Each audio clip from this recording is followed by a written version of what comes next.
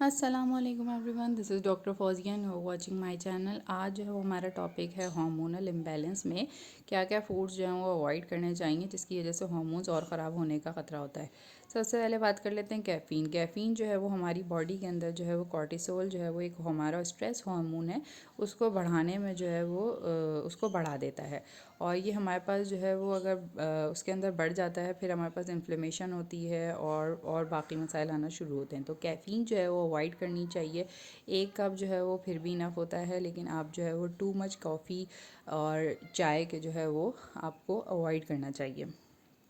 दूसरा हम देख लेते हैं कि दूसरी क्या चीज़ जो है वो अवॉइड करनी चाहिए। दूसरा हमारे पास शुगर। शुगर जो है वो हार्मोन्स के साथ जो है वो बहुत मैसअप कर जाते हैं। इससे जो हमारे पास इंसुलिन लेवल्स जो हैं बॉडी के अंदर बढ़ जाते हैं। इंसुलिन जो है वो हमारे पास शुगर कंज्यूम जो उसको मेटाबोलाइज करने में हेल्प करती है इंसुलिन। लेकिन अगर ओवर ईटिंग करेंगे जिसकी वजह से हमारे पास जो लेप्टिन और ग्रेलिन है हमारे पास उनकी सप्रेशन हो जाती है और फिर हमारे पास जो है वो क्या नाम है टाइप 2 डायबिटीज़ और ओबेसिटी के अंदर कन्वर्ट हो जाती है। तो उससे हार्मोन डिस्टर्ब हो जाते हैं, इसलिए अवॉइड करनी चाहिए। तीसरी हमारे पास प्रोसेस्ड और रिफाइंड फूड्स आ जाते हैं। ग्लूटेन और शुगर का जो है वर्स्ट कॉम्बिनेशन है। ये हमारी बॉडी के अंदर जो है वो इन्फ्लेमेशन बढ़ा देते हैं और स्ट्रेस बढ़ा देते हैं एड्रीनल ग्लैंड से। इसके अंदर हमारे पास कुकीज़ आ गई, क्रैकर्स आ गए, ब्रेड आ गए। आपके पास जो है ये सारी चीज़ें जो हैं ये आपकी हेल्थ के लिए सही नहीं है और ये हमारे पास हार्मोनल इम्बैलेंस जो है वो कर देती हैं और मर्दों में टेस्टोस्टेरोन लेवल जो है वो कम करती हैं। डेयरी आइटम्स भी जो हैं वो काफ़ी लोगों को डाइजेस्ट नहीं होते प्रॉपर्ली और ये हमारे पास हार्मोन्स के साथ मैसअप कर सकते हैं।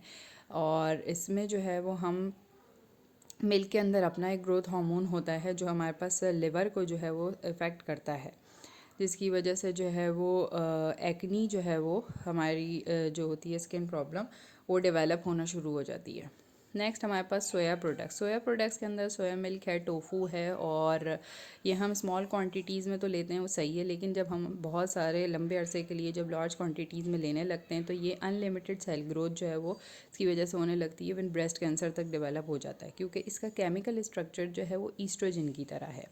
ठीक है, ईस्ट्रोजन जब हमारी बॉडी में इनफ उसकी वजह से जो है वो ओव्यूलेशन में जो है वो मसाइल आते हैं हमारे पास।